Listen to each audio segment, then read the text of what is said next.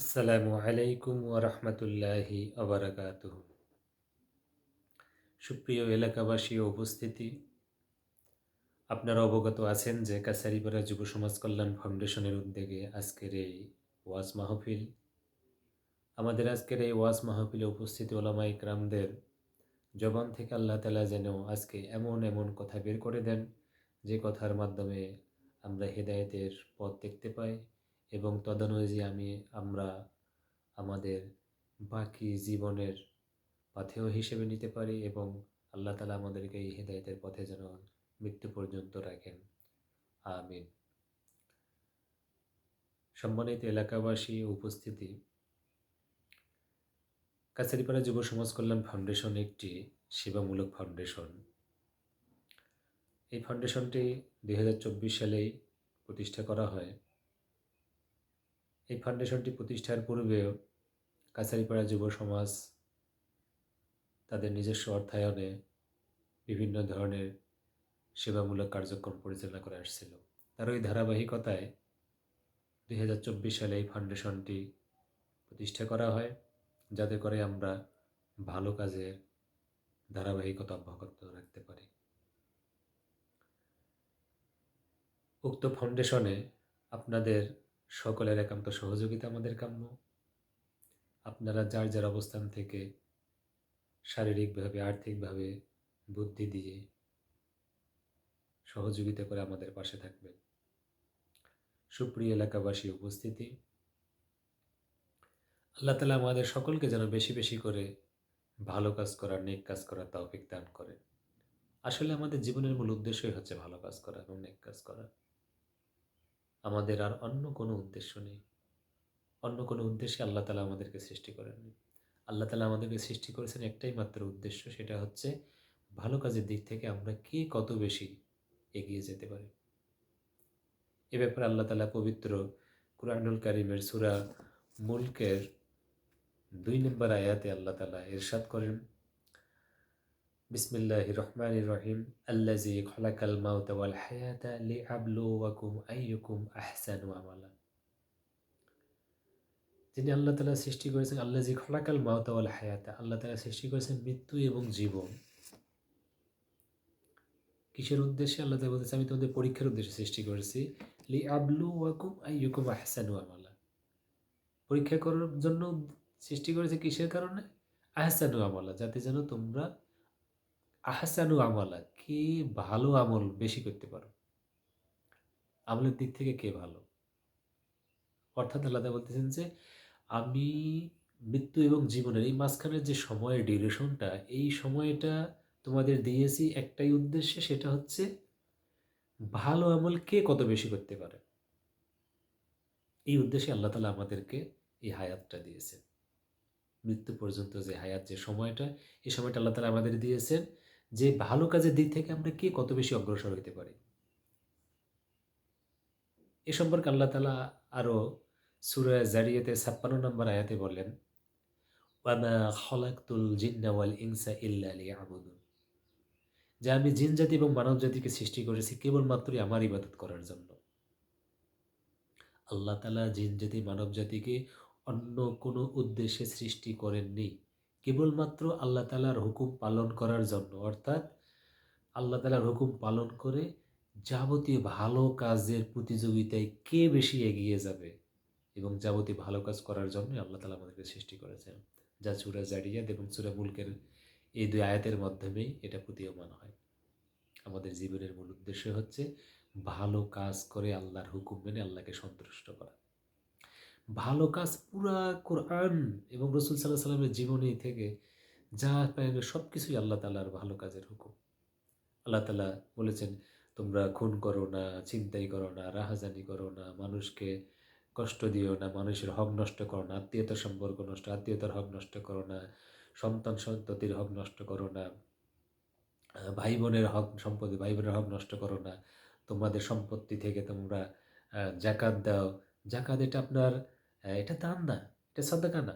জাকাতটা হচ্ছে আপনার সম্পত্তিতে যেমন আপনার ছেলে মেয়ে, আপনার ভাই বোনের যেমন ওয়ারিশ, তারা যেমন ভাগীদার, ঠিক তদ্রূপ আপনার সম্পত্তিতে জাকাতটা হচ্ছে, এটা হচ্ছে গরিব মিসকিনরা এটার অংশীদার। জাকাত মানে আপনি দান করে দিচ্ছেন এমন নয়। জাকাতটা আপনি তাদের হকটা তাদেরকে আপনি বুঝিয়ে দিচ্ছেন কি দিচ্ছেন না। এটা তাদের হক, এটা গরিব মিসকিনদের হক। আপনি আমি আল্লাহ তাআলার হুকুম পালন করা সার্বিকভাবে হচ্ছে ভালো কাজ করা। আল্লাহ তাআলা যাবতীয় হুকুমগুলাই হচ্ছে ভালো কাজ। আর এই ভালো কাজে দিতে কে কত বেশি ভালো কাজ করতে পারে আল্লাহ তাআলা এজন্যই মূলত আমাদেরকে পরীক্ষা স্বরূপ আমাদের হায়াত এবং মউতের মাঝখানের যে ডিউরেশনের সময়টা, এই সময়টা আল্লাহ তাআলা আমাদেরকে দিয়েছেন। তাই আসুন আমরা বেশি, বেশি করে ভালো কাজ করি। আসলে আমাদের সম্পদ, এই সম্পদ আমরা ভালো কাজের জন্য ব্যয় করতেছি না। আমাদের নিজস্ব বিলাসিতার জন্য, নিজস্ব শখ পূরণের জন্য। কে একটা ভালো ফোন কিনবো, কে একটা ভালো গাড়ি কিনবো, কে একটা ভালো বাড়ি করব। এই উদ্দেশ্যে আমরা সম্পদ ব্যয় করতেছি। অথচ আল্লাহ তাআলা বলতেছেন তোমাদেরকে পাঠাইছি আমি ভালো কাজের উদ্দেশ্যে। কে বা কত বেশি ভালো কাজ করে আসতে পারো। এর উপরে তোমাদের পুরস্কার। সেই পুরস্কার কি? আল্লাহর জান্নাত। অফুরন্ত নেয়ামত, অফুরন্ত সুখের জায়গা। যে যায় সুখের শুরু আছে শেষ নাই। আর যদি ভালো কাজ করে না যেতে পারি তাহলে অফুরন্ত দুঃখের জায়গা জাহান্নাম। যে দুঃখের শুরু আছে শেষ নাই। দুনিয়ার সাময়িক এই সময় আখিরাতের তুলনায় সামান্য। সেই সুখের জন্য কত কষ্ট। এই সম্পদ আমরা এই দুনিয়ার সামান্য সুখের পিছনে খরচ করতেছি। ভালো কাজের প্রতিযোগিতার জন্য আল্লাহ পাঠাইলে কিন্তু আমরা ভালো কাজের তোয়াক্কা করতেছি। আপনি আমি একবার চিন্তা করি তো, আমার জীবনে কতগুলো ভালো কাজ করছি। একবার চোখ বন্ধ করে আমি চিন্তা করুন, আজকে কি আপনি একটি ভালো কাজ করেছেন, আমি একটি ভালো কাজ করতে পেরেছি? আপনি যে সম্পদ পেয়েছেন, এই সম্পদ কার?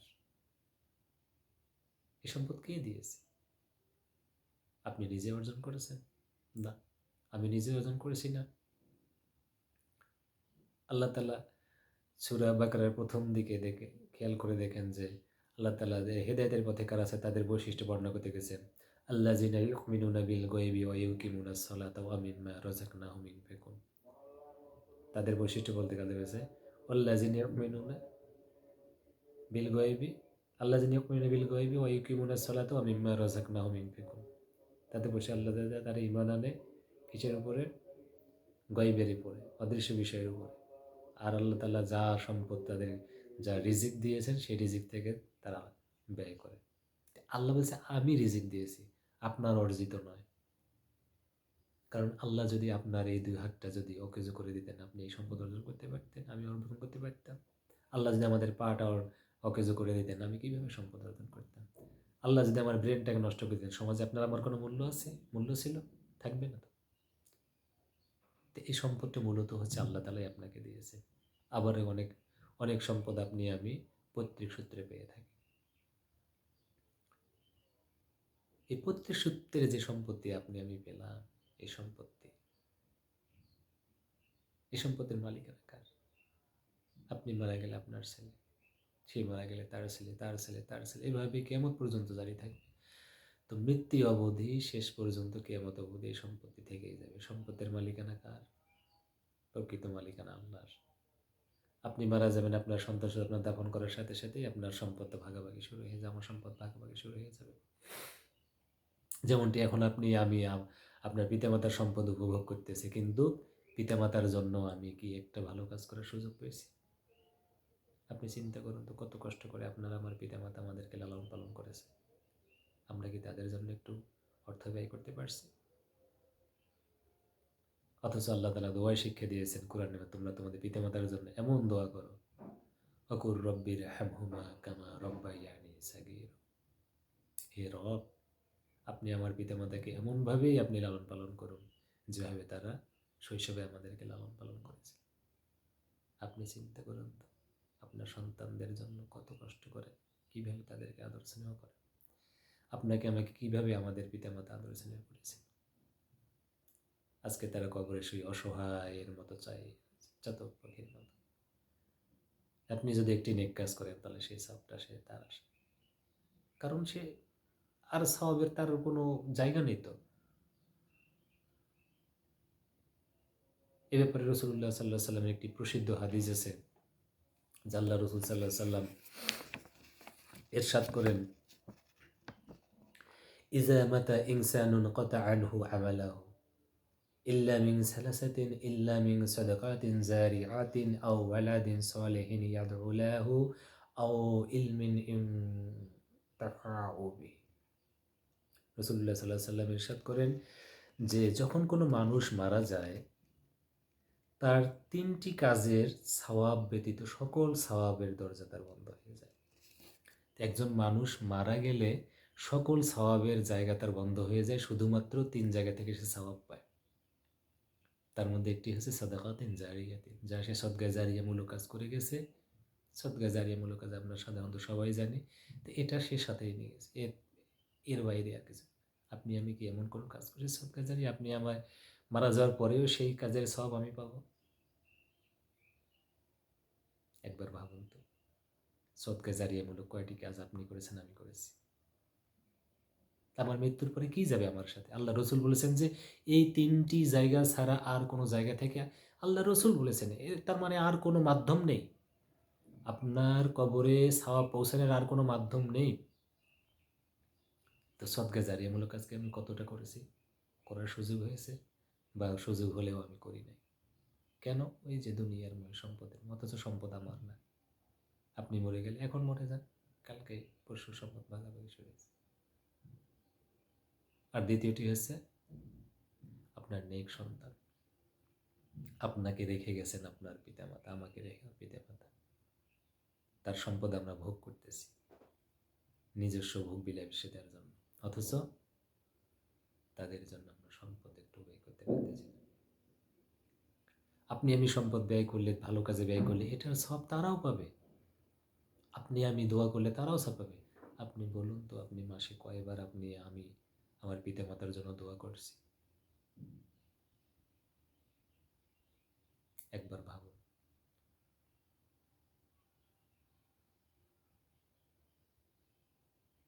আর এমন উপকারী এলেম রেখে যান, এমন ভালো কাজ করে যান, এলেম রেখে যান। আপনি মানুষকে ভালো উপদেশ দেন, ভালো একটা শিক্ষা দেন, একটা আপনার সন্তানদেরকে সূরা ফাতিহা শিক্ষা দেন, অন্যান্য সূরা শিক্ষা দেন। তারা যতদিন এটার আমল করবে, তারা এর সিলসিলা আরেকজনকে শিখাবে, আরেকজনকে শিখাবে, আরেকজনকে শিখাবে। এটা যতদিন এটার দ্বারা মানুষ উপকৃত, এলেম দ্বারা, এই এলেমের সওয়াব তারাও যেমন পাবে, আপনিও আমিও পেতেই থাকব। তাই আসুন আমরা এমন কাজ করি যে কাজ আমাদেরকে চিরস্থায়ী নেকির কাজ হয়ে যায়, যে এমন সন্তান তৈরি করি যে সন্তান আমাদের নেকির কারণ হয়, এমন এলেম আমরা অর্জন করি, এমন কাজের সিলসিলা চালু করি যে কাজের মাধ্যমে, যে এলেমের মাধ্যমে আমরা মৃত্যুর পরেও সওয়াব পেতে পারি। তাই আসুন আমরা বেশি বেশি ভালো কাজ করি, বেশি বেশি নেকের কাজ করি। আল্লাহ তাআলা আমাদেরকে যে উদ্দেশ্যে পাঠিয়েছে, বেশি বেশি ভালো কাজ করার জন্য, একমাত্র তারই ইবাদত করার জন্য, যার স্বীকৃতি আমরা বারবার সূরা ফাতিহার মধ্যে দিতে থাকি, ইয়াকা না'বুদু ওয়া ইয়াকা নাস্তাঈন। দিনে কতবার পড়তেছি আমরা, কতবার পড়তেছি, যত রাকাত নামাজ পড়তেছি প্রতি রাকাতেই বলতেছি, ইয়াকা না'বুদু ওয়া ইয়াকা নাস্তাঈন, হে আল্লাহ, আমরা কেবলমাত্র তোমারই ইবাদত করি, তোমার কাছেই সাহায্য চাই। আল্লাহর ইবাদত করা কি? আল্লাহ বলতেছেন যে বেশি বেশি ভালো কাজের প্রতিযোগিতা করা। ভালো কাজ আমরা সবাই বুঝি, সবাই জানি। তাই আসুন আমরা সকলে মিলে ভালো কাজ বেশি বেশি করার চেষ্টা করি। আল্লাহ তাআলা আমাদের সকলকে বেশি বেশি ভালো কাজ করার তৌফিক দান করুন, এবং আজকে এই ওয়াজের মাধ্যমে যা আমরা শিখবো, জানবো, তা যেন সারা জীবন আমাদের আমলে রাখতে পারি। আল্লাহ তাআলা আমাদের সকলকেই কবুল করুন। আসসালামু আলাইকুম ওয়া রাহমাতুল্লাহি ওয়া বারাকাতুহু।